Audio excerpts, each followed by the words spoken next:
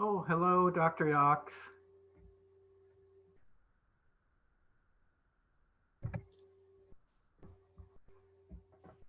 You may be muted.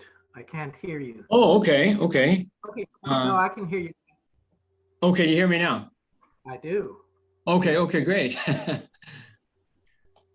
Well, yes, that was a wonderful picture with you and Mr. Shelby.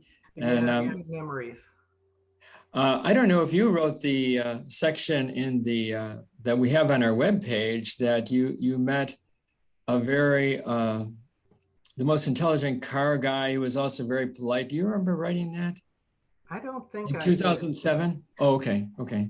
They don't say who the author was who wrote it. But it was nice seeing you. 2007, but I don't remember writing it, but it's been a long time, so. Okay, yeah. Yeah, it's nice seeing you. So you're in your farm at South Carolina right now? I am, yeah. Okay, okay, very good. Been here about, I guess, a year and a half. Okay. Yeah. And you're, are you doing a lot of workups or a keto or anything like that? Well, you know, I went a few times. The main headquarters dojo is about an hour from here, and I went a few times.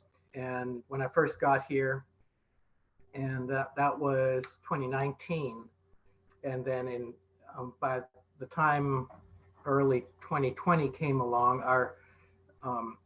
our head sensei, who's the founder of our organization, he had gotten really sick.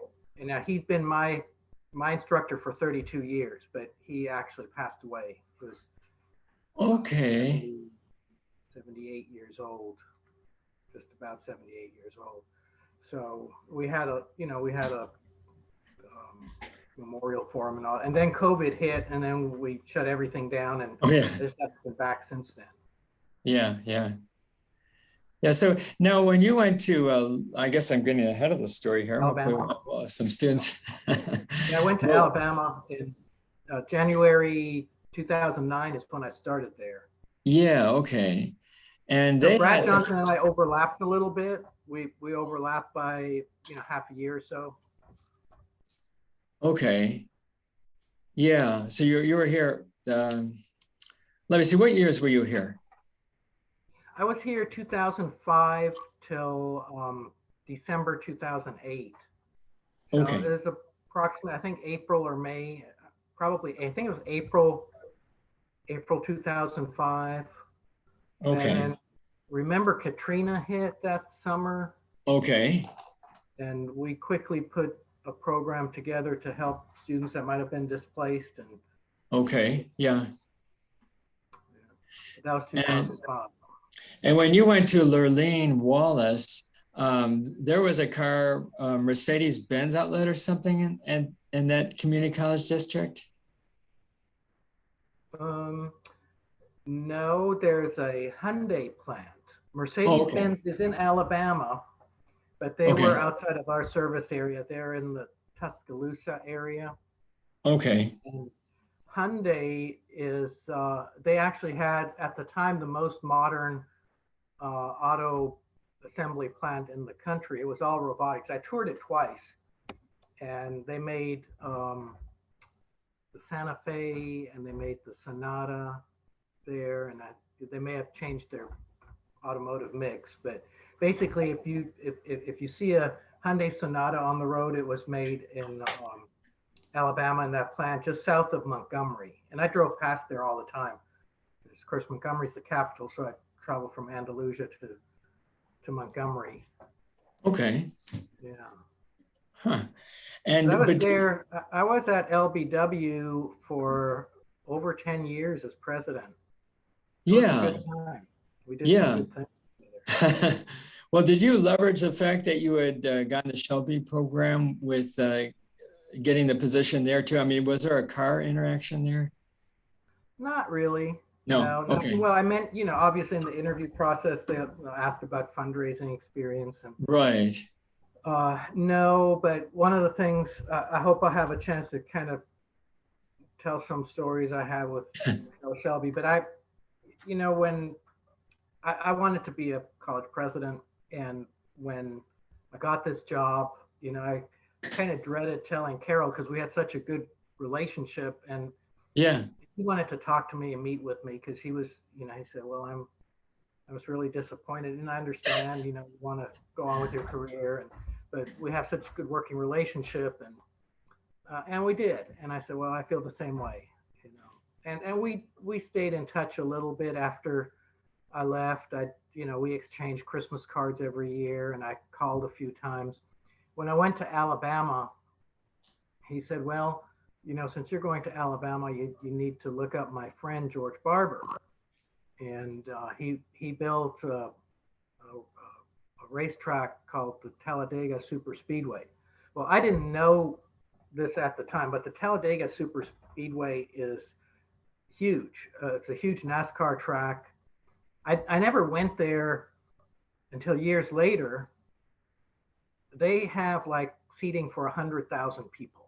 I mean, it's just gigantic. It's a big thing.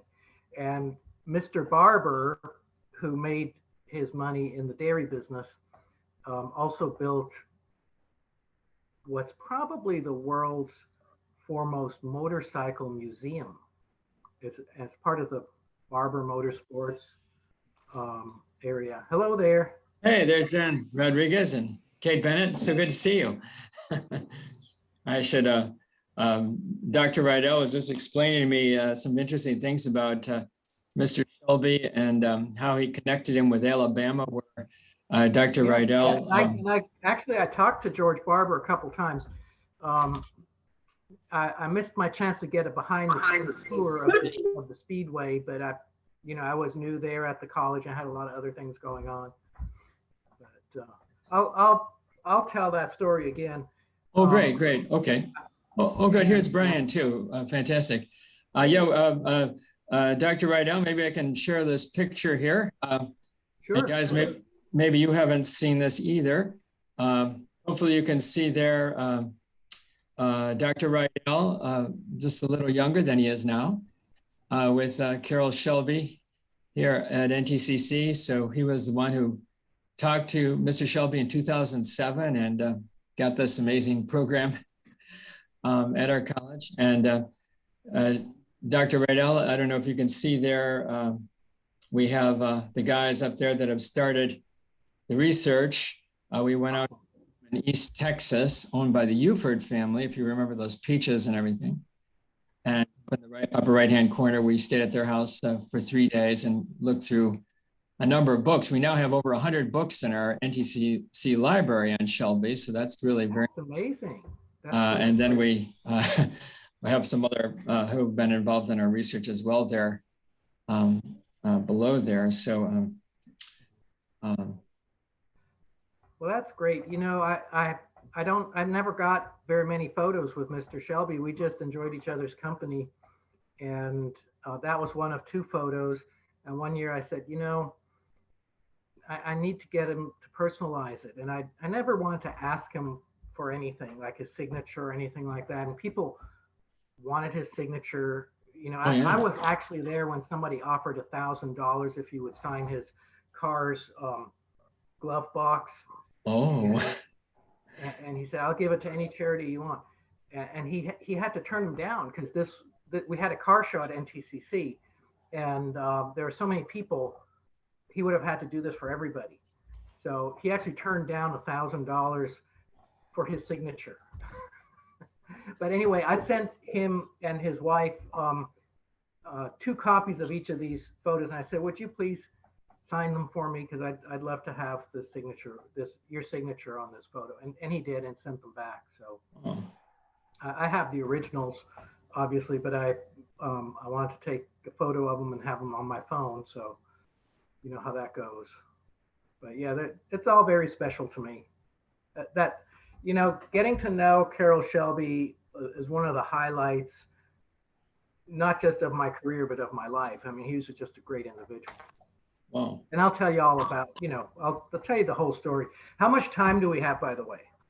Well, at least an hour, I would suppose. Is that okay? Yeah.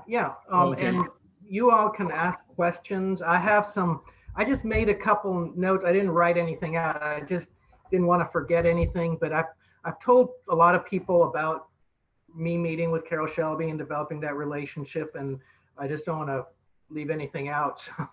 Yeah, well, I great. think you are recording this, aren't you? Yes, it should be that's good. recorded. So I'm going to try to. Absolutely.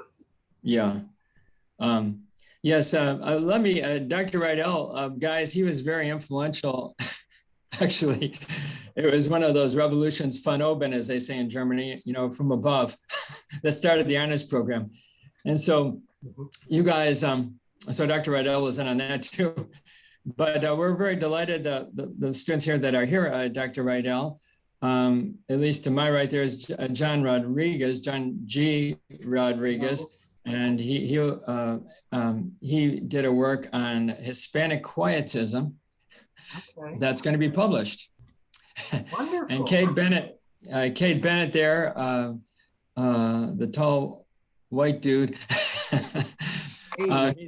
He was the star of our last year's film on Bo Pilgrim, and he's going to be presenting at the National Collegiate Honors Council on golden ideas, that is, ideas developed through capitalism in Texas, like George Mitchell's fracking and Denton Cooley's artificial heart, and the integrated circuit by Jack Kilby. And then Brian Ramirez was our film producer last year with the Bo Pilgrim film, and we hope he'll be our producer again this year.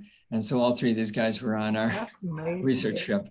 You all are doing really great work. And let me tell you guys, you're very lucky to have Dr. Yox as your advisor and director of the honors program. And I think, Dr. Yox, if I remember correctly, you've been the director since the beginning, haven't you? Yes. Yeah, 2007 when we started. 2007. So it's like, how many years is that now? 17? Yeah, that's yeah, it's getting up there. 14 years. That's awesome. Yeah. Well, obviously it's been successful, and to have top-notch students like you guys. And by the way, you have a great topic. I'm so glad that you picked Carol Shelby as the topic this year. Yeah, great. Were you going to say something else? Or? Well, no, I just saw, it looked like somebody else had joined. Oh, yes. I don't know who that is, but. It's Paisley. Who is it? Paisley. Oh, Paisley McGee. Oh, yeah. So good to have you. Paisley's coming in the program. Okay. Hello, Paisley. And Paisley, you're from Paul Pewitt, right? We're with Cade. Yes. Okay. Well, so good to have you tonight, too. Okay. Well, we have Dr. Riedel here, who started the Shelby program in 2007, or at least was contacting him at that year. So I think you were beginning to say something, Dr. Riedel. Well, if you like, what I can do is give kind of a rundown of sort of how this all started, and just talk, and you all can interrupt me if you want to. And I don't think I'm going to be too long-winded, but I have just a couple things. If you want me to do that, I'll just be happy to tell you how it all got started and some anecdotes from the meetings. Would that be all right? Sounds great. Okay. Well, I actually came to NTCC in 2005, and since I was there, as long as I'd been there, I kept hearing people mention this man, Carol Shelby, and we initially rented a house out in the country, and somebody said, "Oh yeah, the field behind you, Mr. Shelby owns that, but he doesn't come here too often." So I heard the Shelby name, and I didn't know too much about him, but I, soon found out. I found out that he was like, an icon in the automotive world. And of course, I'd heard of the Shelby Mustang and Cobra and stuff like that. So one day I talked to our college vice president for advancement, Dr. Jonathan McCullough, and he's still at the college as vice president for advancement. That's really his job, is to raise money for the college. And I said, well, had anybody from the college ever talked to Carroll Shelby? I keep hearing this name, Carroll Shelby. He's obviously wealthy and, famous person. And Dr. McCullough said, well, we tried, and we can't get through his people. He's got a big organization. We can't ever figure out how to get in touch with him. So I said, well, do you mind if I try? And he said, no, go ahead. I said, okay, but if I get in touch with him, we'll have to have dinner and you'll have to buy me a beer. I never got the beer, by the way, so you can tell Dr. McCullough, but it's not a big deal. But anyway, I had met a retired history instructor from NTCC socially at one of our cultural events that we had in the theater. And I'd met her husband, and he mentioned in conversation that he's a private pilot and he occasionally flew Carroll Shelby to and from Dallas. And so soon after I had the interaction with Dr. McCullough, I saw them at a concert, a classical music concert that we had. And I said, oh, remember we met and you mentioned that you sometimes fly Mr. Shelby. Oh, yeah, I do. I'm real proud of that. And I said, well, I was wondering how to get hold of him. Do you know how to get hold of Mr. Shelby? And he said, oh, do you want his cell phone number? I have his cell phone number right here. So he gave me his cell phone number. And, I still have his cell phone number in my contacts on my phone. I've changed phones several times, and Mr. Shelby is deceased, as you know, but I keep his cell phone number just as a kind of a little memory of him. So I still didn't call him right away. We had a fairly new automotive instructor who went to a car conference in Las Vegas, Nevada, and he came back and he said, I got to shake Carroll Shelby's hand, and I talked to him a little bit. I told him I'm from NTCC. He said, oh, I know about NTCC. So I said, well, did you invite him to come and see us? He said, no, I don't know how to talk to somebody like that. He was kind of intimidated by him. So I called Carroll Shelby, and I was just trying to see if he would come and speak to our local high school students, because we had an automotive program, but it was struggling. We had this brand new facility. It was beautiful. It was state of the art. But we didn't have students. I think we had maybe 6 students in the whole program and 1 or 2 faculty members. And you can't keep a program with 6 students and 1 or 2 faculty members. So I thought, well, here's this famous car guy. Maybe he can talk to the high school class and invite students out and get them interested in cars and a career in automotive. So I called him, and it turned out he was at his home in Los Angeles. His main home was in Los Angeles. And I think he was down the street from Lee Iacocca or somebody like that. But anyway, he was in Los Angeles, and his business was in Las Vegas. His other home, where he was really at home, was in Pittsburgh, Texas. So he sometimes came to Pittsburgh, but I didn't know where he was. I had his cell phone. So I called him and I got him on the phone. I introduced myself, and I said, I was wondering if we could talk about the college and our automotive program. And I thought you might be able to talk to our students, inspire them or something. And he said, well, first of all, I'm in California. I'm in Los Angeles. And I'm in poor health, and I don't go to Northeast Texas where, in the winter, where one day it's freezing, the next day it's 75 degrees, and, it's not good for me. And if I get a cold or something, I might die. The man had a heart transplant, and he also had a kidney transplant and other health problems. So I said, well, when will you be back in the area? He said, well, call me again in May. So I called him in May. And I guess this was 2007. I wasn't sure if it was 06 or 07, but I think it was 07 from what you said, Dr. Yox. So I called him and he said, yeah, I'm going to be in town. I said, well, how about if we meet for lunch? And, and I'll invite our dean and our automotive instructor as well. And so I said, okay, well, we're going to meet. Well, there's this new place that just opened called Chili's.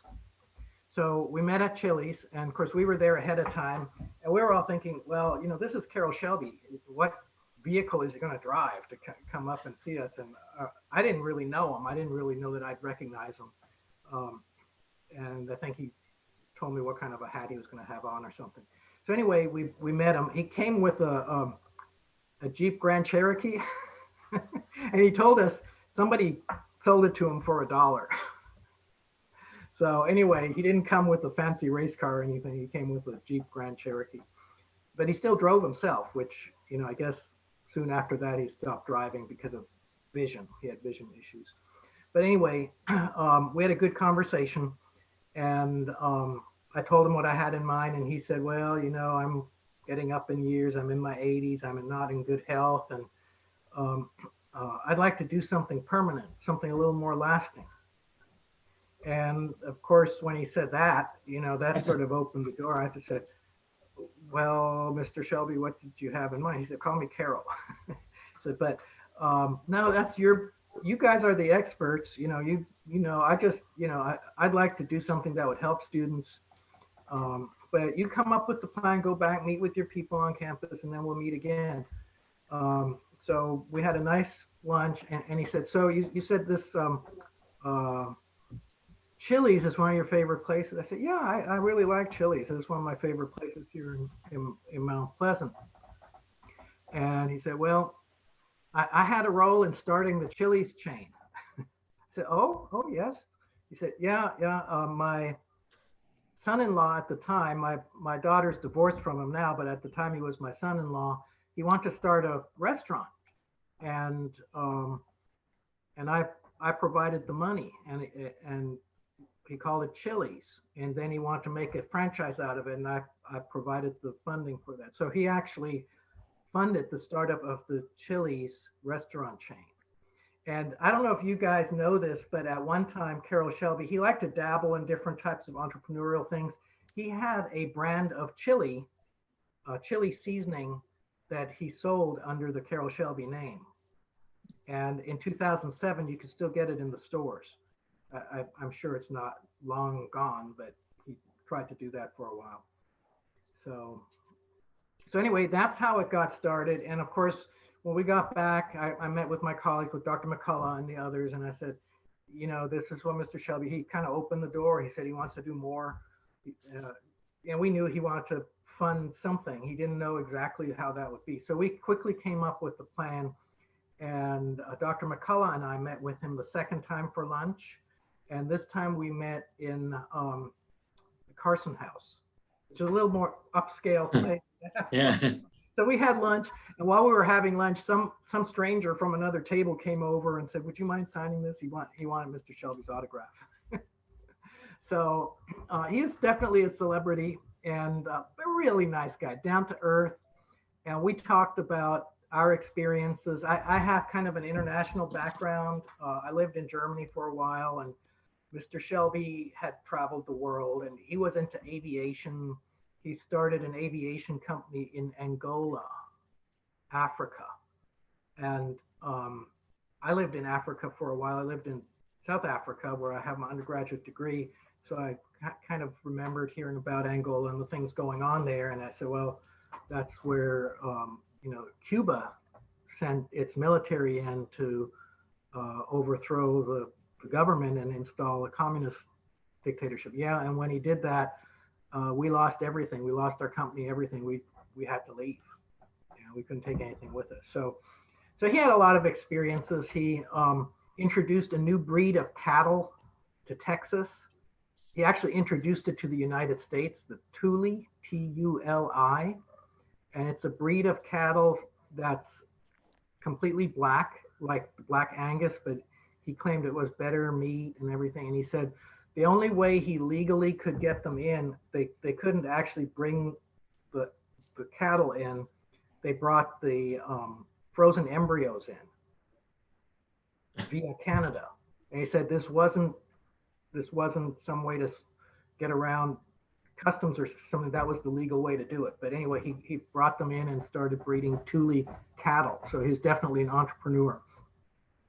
But anyway, we came up with the plan. We met multiple times, and at one point, Carol Shelby brought the two of his top executives from his company in Las Vegas, and they flew down in a private plane, landed in Mount Pleasant, and then they came and met at NTCC. We showed them the facility, we showed them the test track, and these two executives were actually two fairly young ladies, and I don't remember their actual titles or their names right now, but both of them had worked before Carol Shelby hired him for Shelby Automobiles. They had worked for Hot Wheels, and you all know Hot Wheels cars. And they said, oh, that's great. We got to design toy cars, and now we get to design real cars. And the really interesting thing was these two women actually worked together at Hot Wheels, and they said, well, we had 35 years of Hot Wheels, and we came up with this movie, Hot Wheels Highway 35 World Race. Now, this might have been just a few years earlier than you guys were into Hot Wheels, but my sons were around 5 to 10 years old at the time we moved there, and they loved Hot Wheels, and they found this movie. You should look it up. It's probably on YouTube. I haven't looked it up in years, but we used to have DVDs. We actually, I don't know, we may have had VHS tapes, but maybe DVDs. But Hot Wheels Highway 35 World Race was a feature in our home, in the Riedel home. And you know how little kids are. They watch something like a dozen times. Every day they watch it. And that's what my boys were. And I actually met the women that designed and produced that movie. And I never realized it, but Highway 35 was 35 years of Hot Wheels. So anyway, stop me if I'm giving you a lot of extraneous information, but one of these ladies said, oh, you've got this test track. You ought to do a class on drifting, teach drifting. I still think that's something NTCC could do because you can actually turn on sprinklers and make it slick. And we use it for the police academy, but they use it like 2 or 3 days a year. And this could be a source of income for NTCC. We never did that. But anyway, we gave them a tour of the automotive facility, the test track and all that. The driving, what do you call it? The skid, the cement platform, the driving pad, skid pad. So anyway, now let me ask you guys, do you know what I'm talking about? The concrete driving pad. Have you ever been out there? You're shaking your head. Talking about. You need to make a point of doing that. I'm sure they haven't torn it up. They still have the police academy, don't they, Dr. Yox? Well, the police academy has gone to Kilgore. Oh, that's too bad. Yeah. But they still have the firing range and the. Yeah, they have that firing range building. I'm not exactly sure even what they use it for because I haven't been in there lately. But well, you say there's a kind of like a driving track or something? Yeah, there's a big concrete pad that was used for police automobile training, like extreme training. They only used it a couple times a year. But when the Shelby people were there, they said, oh, this is great. We could use it, to do like a recreational drifting class. I'd never heard of drifting. Okay. I know what it is now, but okay. I hadn't heard of drifting. So anyway, and I guess I had this vision of us teaching this and then everybody going to downtown Mount Pleasant and drifting around the intersection. I thought that might not go over too well with the community. But hey, we could teach the class and then charge a small admission for people that come out to the pad and practice their drifting skills on the weekend. So I still think that'd be a great idea for NTCC. So anyway, another time, Carol Shelby was in town with his wife, Cleo. And Cleo was a very nice lady, quite a bit younger than him. At one time he said, well, you all need to get to know Cleo very well because you'll be dealing with her longer than you will with me. He was getting older and in bad health.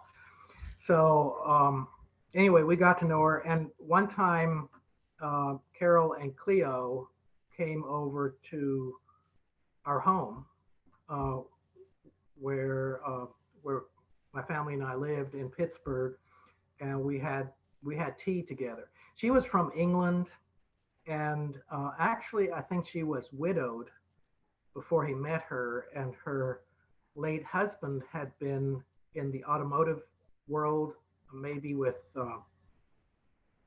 Aston Martin or something. You know, Carroll Shelby was the first American to win the 24 Hours of Le Mans, and he did that in an Aston Martin in 1953.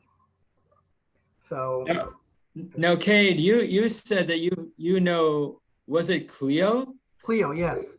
Do you know, Cade? You said you knew a Shelby a Shelby X. Didn't you say that? Well, I think they might have gotten separated or divorced before he passed away, but they were married at the time. Yeah. Cleo, she was from England. Yeah, didn't you say you knew some English woman, Cade Bennett? Well, I was told that she lives outside of Pittsburgh on some lake, and then she often drives to an antique store in Pittsburgh. Well, that might be her. Have you met her? I haven't gotten to, no. Okay. Well, she's a nice looking lady. I don't know how old she would be now, but she was quite a bit younger than Carol. Dark hair, very, very attractive.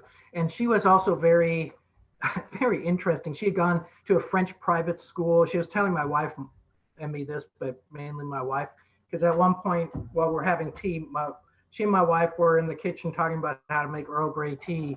And I was sitting in the living room with Carroll Shelby, and he was telling me about the next car he was designing. And he also told me, and this is kind of interesting, you might want to make a note of this. This was 2008. And he was telling me that earlier that year, Ford Motor Company had tried to buy his company, Shelby Automobiles. They'd always been trying to buy it because, you know, he worked with Mustangs primarily.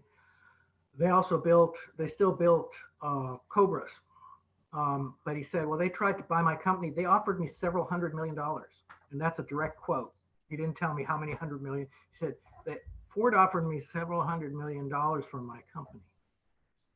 And I turned them down because I'm in my mid 80s. I'm in poor health. I have a transplanted heart, a transplanted kidney. Next time you see me, I may be horizontal. What good would it do me to have several $100 million in the bank? I'd spend the rest of my days trying to keep people from taking it from me. I'd much rather work on my next car. And, you know, I've always remembered that. He was a man who had financial means galore. I mean, he could have had several $100 million in the bank, but he didn't want it. Well, he said, what good is that going to do me? I'd rather work on my next car. And then we had a conversation about his next car. He thought was going to be a 6-cylinder, but turbocharged. And so we had a discussion about turbo lag. I don't know how much about this technical stuff you guys know, but I don't personally like driving turbocharged cars. I haven't driven very many of them, but the original ones, when they first came out, you drive along and then you put your foot down on the gas and then wait a couple seconds and then the turbo would kick in and then you get a surge of power. And I didn't like that. I like cars that are responsive to, you know, very responsive. And I knew that if you put 2 turbochargers in sequence, you can eliminate that turbo lag. And so I mentioned that to him. He said, yeah, I think my engineers have figured out a way to do it with 1 turbocharger, which keeps it less complicated.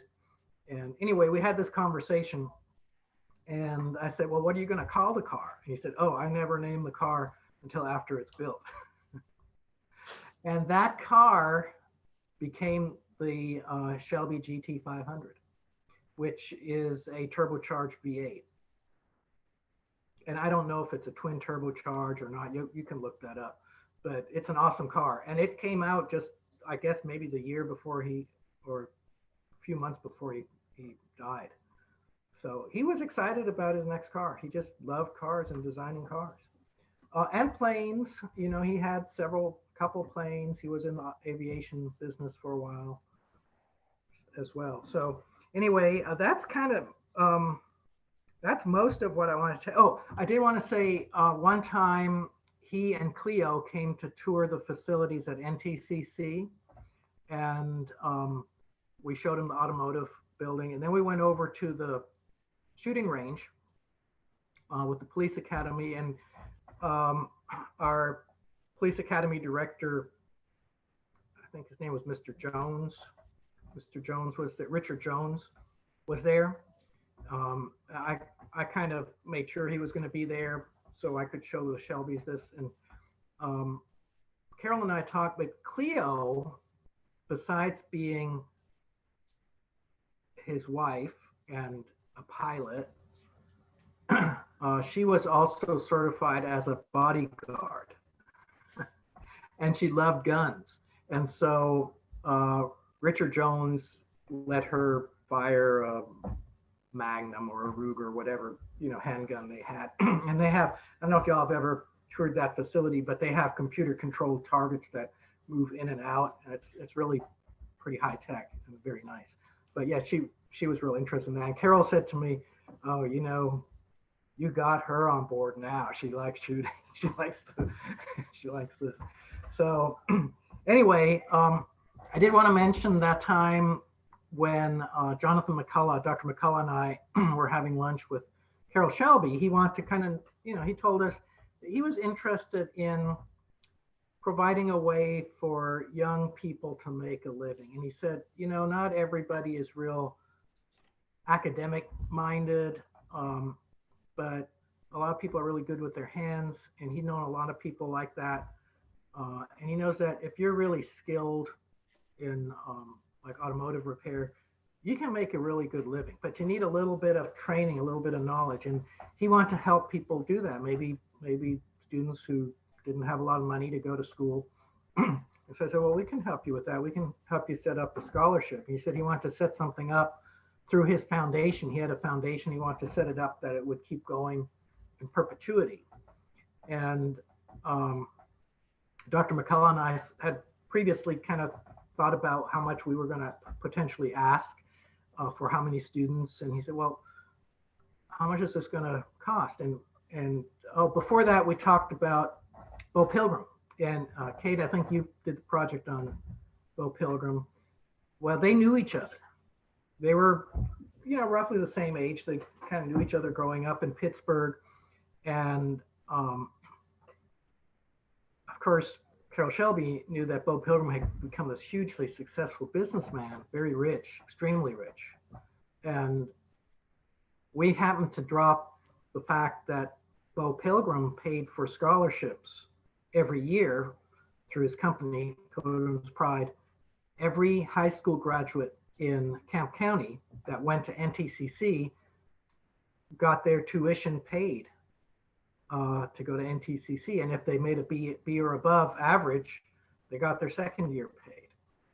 And so we mentioned that to Carol Shelby and said, well, how much does that cost them every year? Well, it varies every year, but it's about $50,000.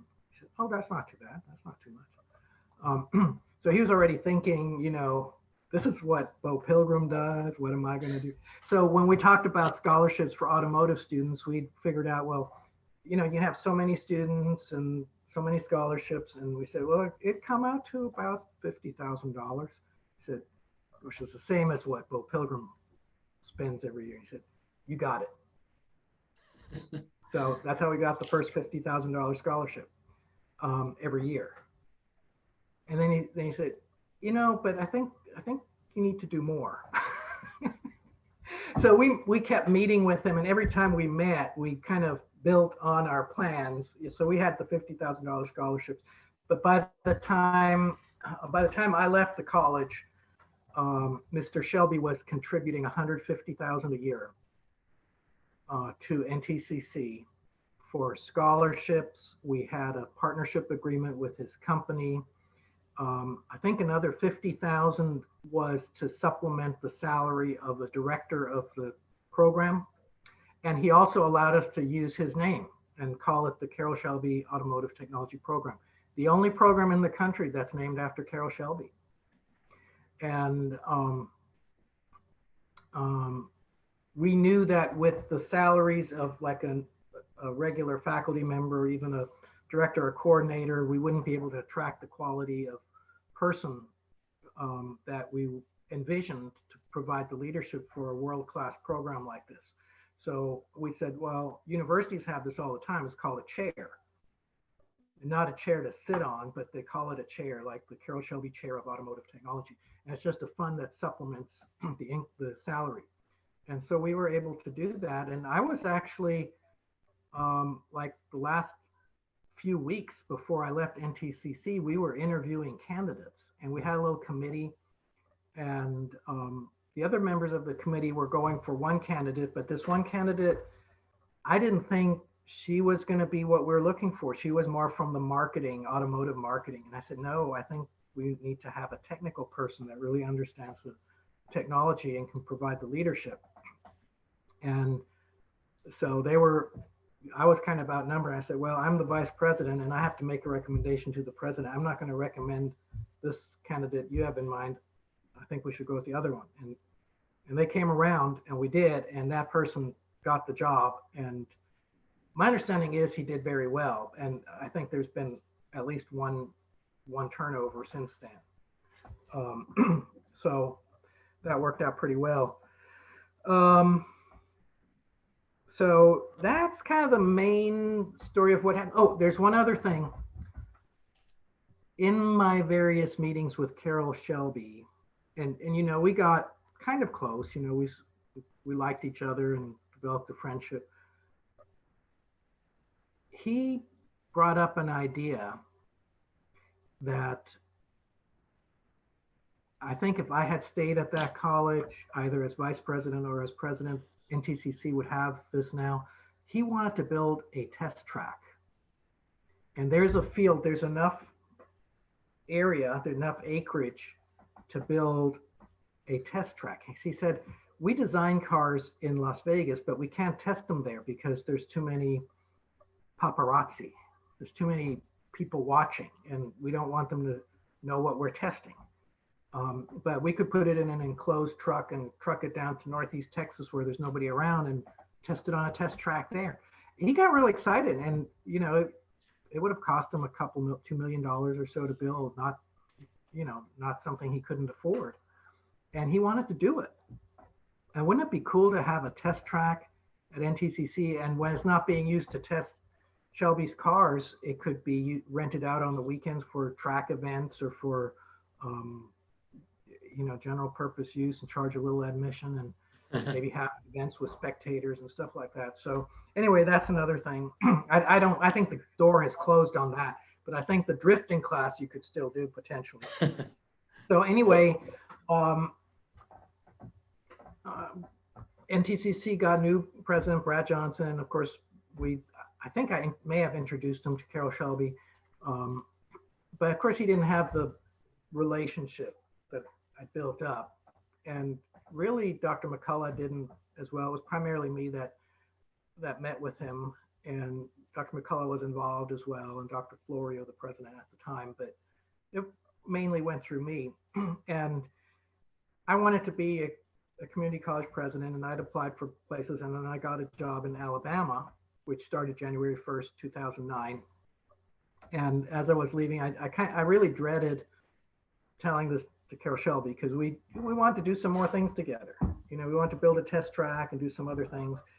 And we developed a good relationship. He'd been to my house with his wife, and we developed a friendship. And he wanted to talk to me, and he said, I'm really disappointed. And he wasn't disappointed in me. He said, I understand, that you want to move on with your career, but we just, we gotten to know each other and developed a friendship and program. And so we talked about that, and and he said, "Well, since you're going to Alabama, you need to meet my friend George Barber. Mr. Barber built a racetrack in Talladega, the Talladega Super Speedway." And I didn't know this at the time because I'm not really that much into racing in cars. I'm probably more into cars now than I was then. But the Talladega Super Speedway is a enormous NASCAR track that accommodates 100,000 spectators. And he said, "Well, my friend George Barber built this." And he also built the world's foremost motorcycle museum, which is all part of the Barber Motorsports Complex. And so once I was in Alabama, I called George Barber and talked to him on the phone a couple times about Carroll Shelby. And he invited me to come out and get a behind the scenes tour of the Talladega Super Speedway. And I couldn't fit it in my schedule. If I were to do that over now, I would have made time. But I'd never been there until years later. I went to a NASCAR race, and that thing is huge. It's quite a spectacle to go to a NASCAR race. Like I said, I'm not really into the car racing, but bring earplugs. It's loud. But it accommodates 100,000 people. That's a lot of people. So I stayed in touch a little bit. We called a couple times for years. We sent Christmas cards to each other. I think his wife signed them and sent them to me, but they'd always have a picture of her and him in front of some of their cars and at their home in Los Angeles. And I went back to see and saw him one more time. There's a little diner in Pittsburgh, Dr. Yox. I forgot the name of it. Do you remember? Do you know what I'm talking about? It used to be was Herschel's or Herschel's, yes. So okay. we met for coffee in the Herschel's. That was the last time I saw him. Oh. And we sat down at a table, had a coffee, and he had a coffee, even though he had to be careful with his heart condition. But he said, "Yeah, I can have a coffee." So we talked, and he told me something that just really surprised me. He said, "Herb, I admire you." He said, and I said, "You're Carroll Shelby. You admire me." And he said, "Yeah, you know, you've accomplished so much, and but you're Carroll Shelby. You're famous. You've done so much." And he said, "Yeah, I know, but there's one thing I regret. I never went to college, and I just barely finished high school." And I said, "But that doesn't matter. The education you received in the world through, your companies, your international travel, and the people you've done." And he said, "Yeah, I know that's true. But in my entire life, I've had to deal with engineers and accountants and lawyers. And I don't wish that I was an engineer or an accountant or a lawyer, but if I knew a little bit more how to speak with them at their level, I'd feel more comfortable." And I thought, well, here's a man who's looked up to by so many millions of people. He accomplished so much. And he said, "I regret that I never went to college." But, he knew there was value, and he felt really good that he could help students. And so we got up to leave, and Carroll Shelby gave me a hug. And I've never told hardly anybody this, but it meant a lot to me. And it turned out that's the last time I saw him.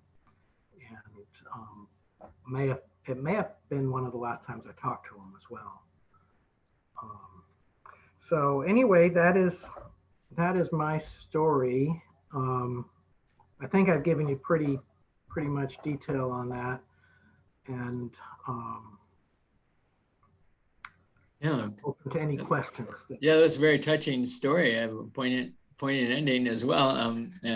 I think you really helped us to appreciate how important, what a big mover and shaker he was. Anyone? Any of you have any questions?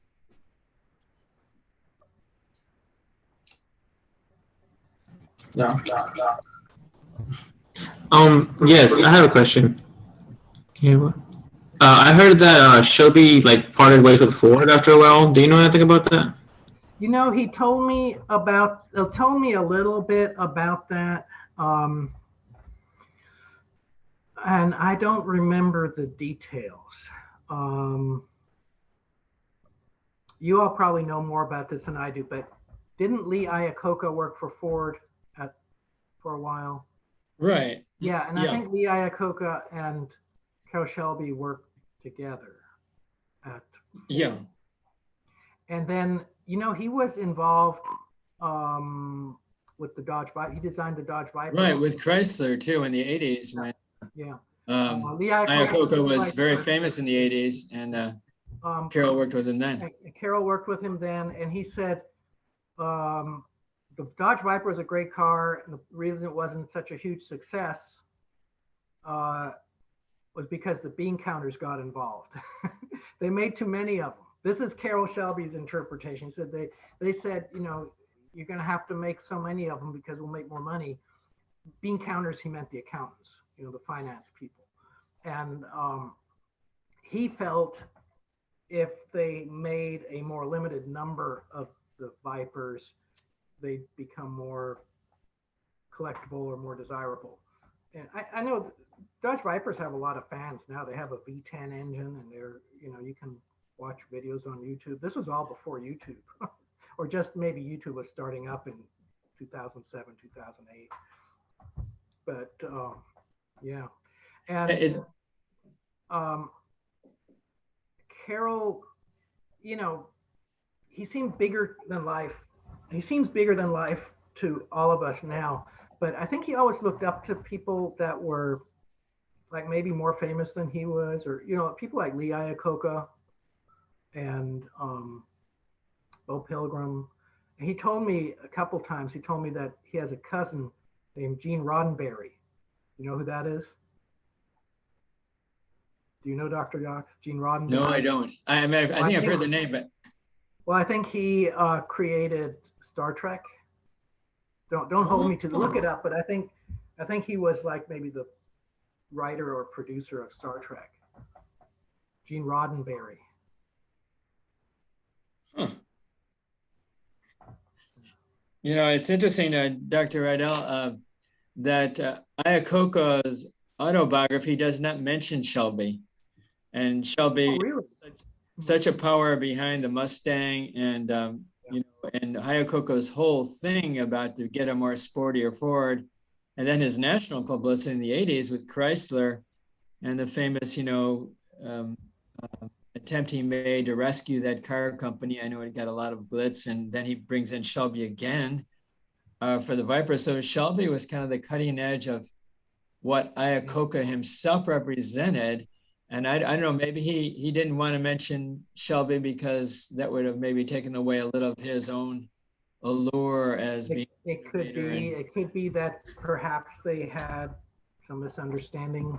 I really don't know about that relationship.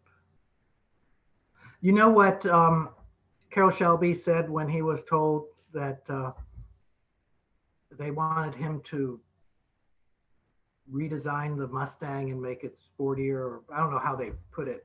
He said, well, let me take a look at this car. So he got to see the car and drive it, and he said, this isn't a sports car. This is a secretary's car. That's a famous quote. He said, this isn't a sports car, this is a secretary's car. And then he told them what they had to do to, I don't know, put in a bigger engine, stiffen the suspension, and, you know, make it look better. And they did, and it became a huge success. But the original Mustang, he was not impressed by it. I understand that the Cobra was really revolutionary because it put a large V8, American V8 engine into a British sports car body, and it had a huge amount of power. I've never driven one, but apparently if you don't know how to drive it or you're not careful, you can spin out and wreck it really easily. So. Yeah, I know that Shelby has a quote that, he raced so he could sometimes at some point build a car. I often wonder though where that actual interest. I think he was actually accepted to Georgia Polytechnic, but because of the war, he didn't go there. And I don't know, maybe he gave you the impression that he barely got through high school. I don't know, maybe that's true too. But I kind of wonder really, like, why did he begin racing? Why was that such a big deal? Why did he actually get into building cars? I mean, there's so many racers, that like AJ Foyt and Johnny Rutherford, who are also very famous Texans. I mean, they go into, they start racing schools and they help others to race, but they don't really graduate to the idea of, hey, let's make a new car. He used to work on I guess on a farm or something, and he'd wear his overalls and a cowboy hat. And one day he was kind of running late for the race, so he had to hurry to get to the race. He still had his overalls and his cowboy hat on. That became sort of his hallmark, and then he won the race. So, he had to quit racing because he had a heart condition. And he was actually 67 years old when he got his transplant, his heart transplant, which is older than they would normally do that. I think he was 67 because I think you're right, because he was born in 23 and it was in 1990. It was 1990 that he got the heart transplant. Well, he lived another 22 years at least. I think he lived another 22 years with the transplant. It was one of the longest surviving heart transplant patients. But he used to tell me, I spend 6 hours a day staying alive, doing treatments and taking medicines and all that. He had a regimen he had to follow. He had to be real careful. He couldn't be around his grandchildren when they were sick with a cold or something, because that could have been fatal for him. But he survived a long time. He was 89 when he passed. But he didn't wear a mask though. You didn't have to back then. That was before COVID. Yeah. Did you ever hear him use the word goofy or anything like that? I don't recall. At one point, he talked about goofy religious ideas as an opposition to amputation or to donating hearts or donating organs, because he was into organs. And I guess his son, Michael, actually donated his kidney. Yeah. Which might have caused a little upset with Jean, his first wife, who was, I'm not sure where his first wife was really from, though. She was from Dallas or from East Texas. But he moved pretty early on to the Cotton Bowl area, the Fair Park area where they had the Texas Centennial. You probably witnessed that. Yet he has this kind of perfervid desire to get back to East Texas, and used to live here a lot of spring times, I guess, especially with various. One wife was actually killed, Lena, and feeding horses, taking her car to feed horses. She fell out of the seatbelt or something. Horrible. And we actually saw his burial site. Okay, is that John and Kate and I? He's actually buried in Leesburg. In Leesburg, okay. Or at least a part of him is buried in Leesburg, they say. Because his one of his wife might have had some other parts of him buried somewhere else. We were told by kind of a passionate devotee of Shelbyism around here, who I'm surprised not here tonight, but he seemed to have this kind of interesting desire to be back here, in Northeast Texas. He saw this as his home. This was his home.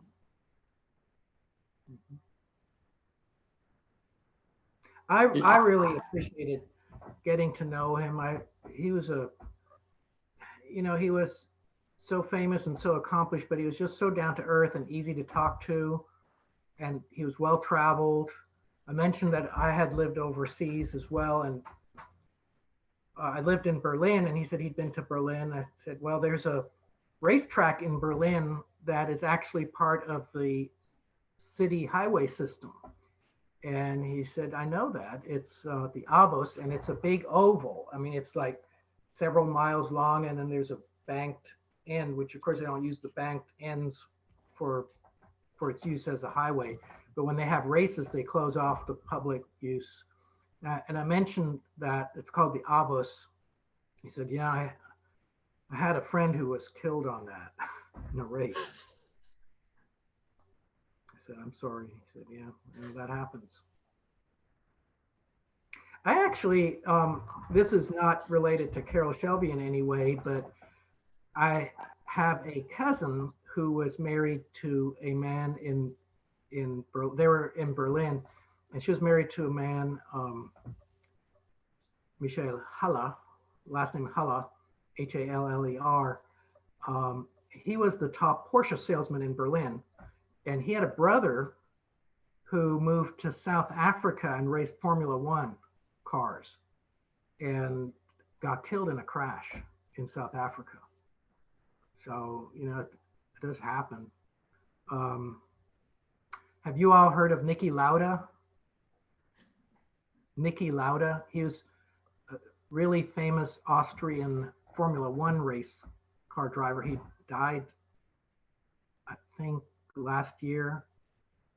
But there was a movie about Niki Lauda, and there's a British race car driver. And even if you're not into Formula One, you'd enjoy seeing this. I can't remember the name of the movie. It's something like, it might be Speed or something like that. But if you Google Niki Lauda, it's Nikki, and the last name is Lauda, Lauda. And Niki Lauda, you really have to admire as a person. And it really comes out in this movie. But he had a horrible crash. And this would have been either in the late 60s or early 70s, but he was really badly burned and almost died, but he recovered. He had scars for the rest of his life. And he raced again after that. So really interesting people involved with racing. Of course, that's Formula One. Carol Shelby didn't race Formula One.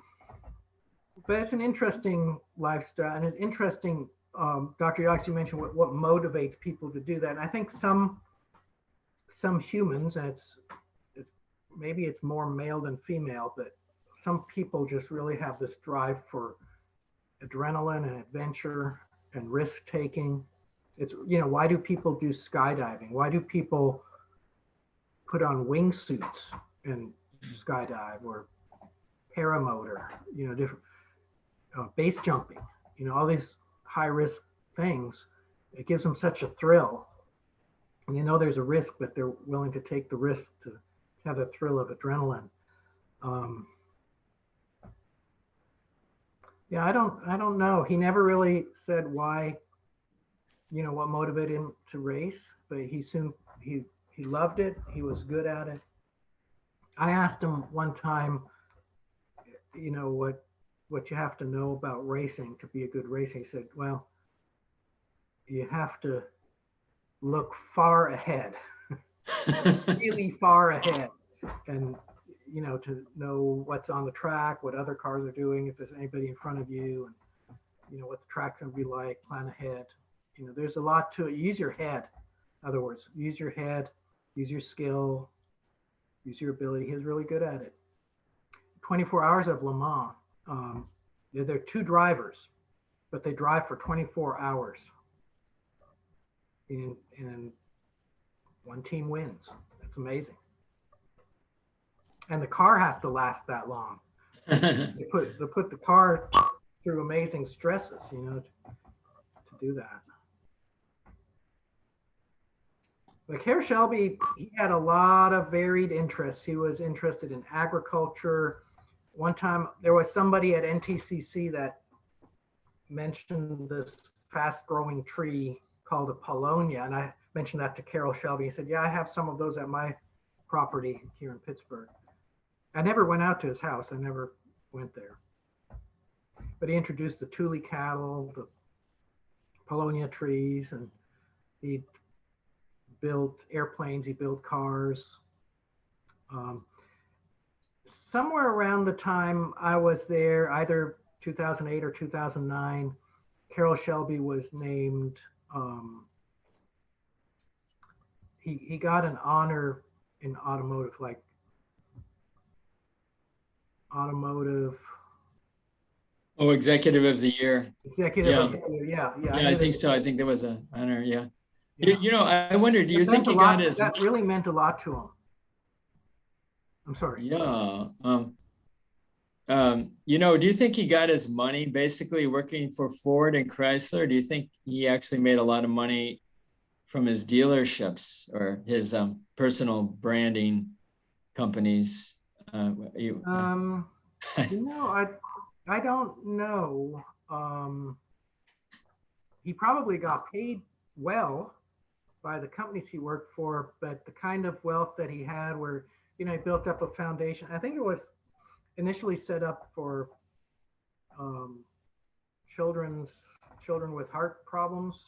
Oh yeah. You could use it for other things, and if you have a nonprofit foundation, the IRS requires that you spend a minimum amount every year. We didn't really know that at the time, but he kind of had to spend money on something, and he wanted to spend it on students at NTCC.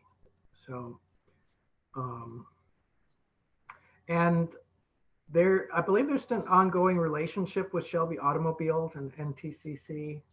I think they have a car that they provided for the students to work on.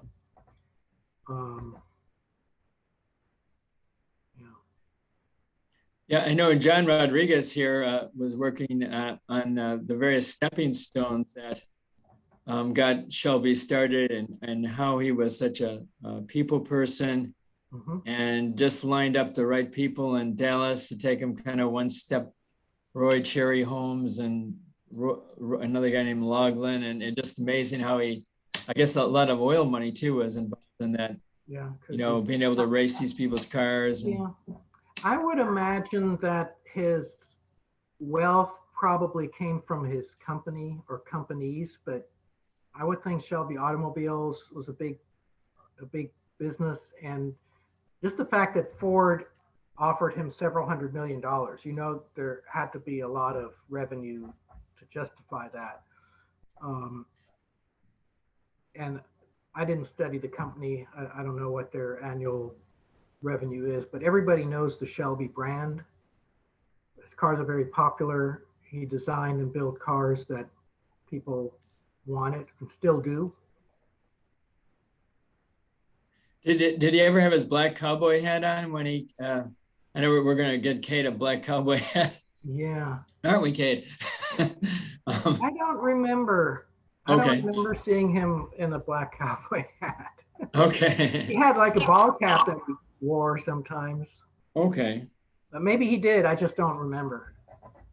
Did he strike you as a kind of East Texan, or did he strike you as a kind of international? I mean, both. Did he have like an accent that? I think easy to talk to, regular guy, East Texan. But you know, he'd been in other countries. He had a broader view of the world. You know, he had talked to people from other countries, and he'd been in Africa, he'd been in Europe, all over the United States. So his wife was British.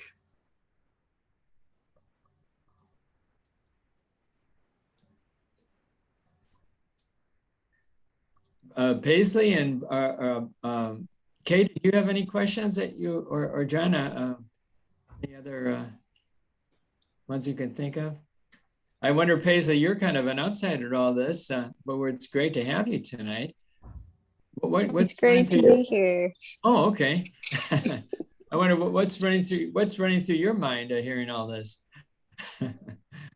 It's really interesting to learn more about Mr. Shelby and what he did for NTCC and the community as well.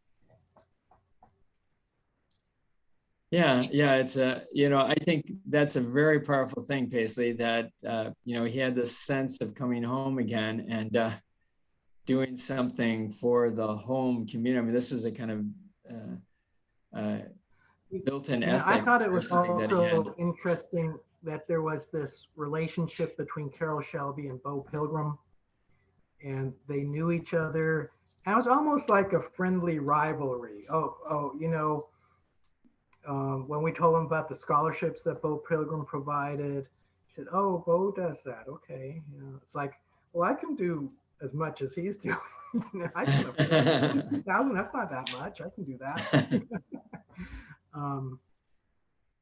And I've briefly met Bo Pilgrim a couple times, not as well as Carol Shelby. So I don't really know what he thought about Carol Shelby. Obviously quite different personalities. Bo Pilgrim was very religious. I did go to a couple of speeches that he gave, and he had a practice of whenever he was invited to speak, he made a condition that they would allow him to speak about his faith, and they would allow him to hand out a little black book with his favorite Bible verses and a $20 bill in it. And it didn't matter if there were 50 people or 500 people that he spoke to, everybody got the little black book with the $20 bill. And I bought the book probably twice at different occasions. And one time my family was having breakfast in the Herschels, and Bo Pilgrim was sitting at another table with some of his friends, and they were talking, and then they left. And a couple other kids that were in there came over and gave my boys a little black book with a $20 bill. And my wife freaked out. She said, she went to their mom and said, "Do you know they just gave my children money?" And I said, "Oh yeah, that's from Mr. Pilgrim. He does that to all the kids whenever he eats breakfast. He gives them the little book with the $20 bill in it." The story there is that once he started to become really very successful, his accountant told him, "Mr. Pilgrim, you could stand at the street corner and hand out $20 bills to everybody you see and you wouldn't get any poorer." And that's when he decided to do that.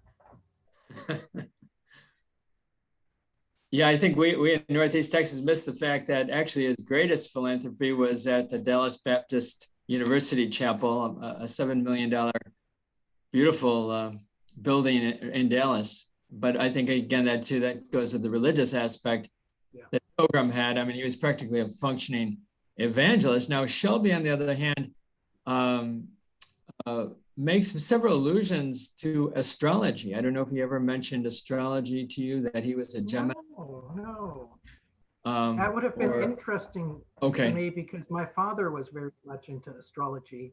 I guess I was when I was a teenager, but not anymore. But yeah, but you never got any kind of religious vibes or extraterrestrial vibes with.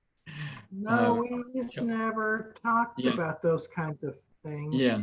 And that doesn't mean that he didn't have a spiritual side or a religious side or faith, but it was not something we really talked. He didn't wear it on his sleeve, that's for one thing. And it was probably not that closely church affiliated. I didn't see him as somebody who went to church on Sundays. Maybe so his Christmas cards would probably just say Happy Holidays or something. They probably said Merry Christmas. Okay. Mm-hmm. I don't think he denied religion. I didn't get that sense. I didn't get the sense that he was a very devout man. He didn't insist on praying in front before meals. Okay. We went out to eat a couple times, and I think Mr. Pilgrim would have. Yeah.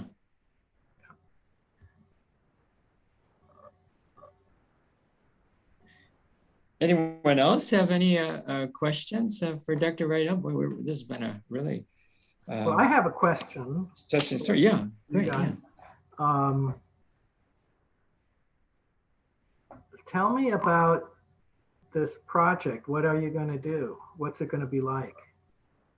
Is it going to be people talking? Are you going to use a couple clips of me and maybe interview some other people? Or you guys going to have a slideshow or film footage from somewhere?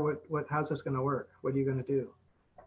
Yeah, well, I know Cade wanted, hoping we could do some kind of be on a racetrack and everything. We're of course kind of limited as to where we can film and things. So our films have tended to try to use some implicit action, but it's a lot of conversation really, because of the nature, who will let us film. The B&Bs will let us film. They're amazing. They let us film.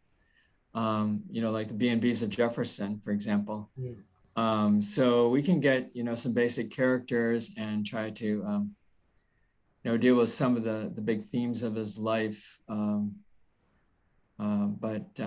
Well, you need to highlight the NTCC automotive program and that big metal sign. Oh, there's one other thing. And this was like a week before I interviewed for the job in Alabama. This was October 2008. We decided to do a car show at NTCC. Do you remember that, Dr. Yox? I think I do, yeah. On a Saturday. Yeah. And it was like the Mustang Club and the Shelby Club, and people came from 100, 200 miles around. We must have had, I don't know, 100 cars, close to it, between 50 and 100 cars, muscle cars, antique cars, new cars, fancy cars. And Carroll Shelby was there, and he was going to officially dedicate the Carroll Shelby automotive program. And so Dr. McCullough had arranged to get this very beautiful metal facsimile of Carroll Shelby's signature, and we had it put up on the building. And we didn't have a stage, but we had to really carefully plan how we would keep Carroll Shelby from being crushed by all his fans. So we kept him kind of off in the back, and then when it was time, we had a flatbed trailer set up. Steps going up, and that was kind of our stage. And then he needed to go, and we had to shuttle him. We had a little golf cart to take him to his truck, and it was, everybody's trying to talk to him and shake his hand and get him to sign stuff, and we couldn't let them do that because he needed to get on. He'd have been there all day, doing that. Oh. But yeah, that was the NTCC car show. That was a nice event.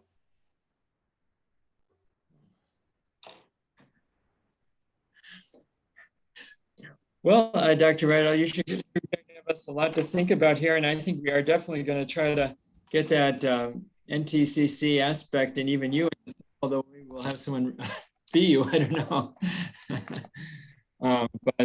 Thank you for this very touching story. If you have any other questions, or if I can help in any way, you just let me know. You know how to get hold of me.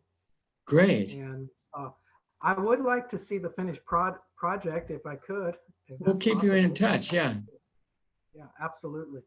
And it's good seeing you again, Dr. Yox, and good seeing all of you guys and lady, and wish you the best of luck in that project. You have a good evening. Thank you so much. All right, bye-bye. Thank you. Good night. Bye. Good night, everyone. We'll be in touch, everyone. Okay.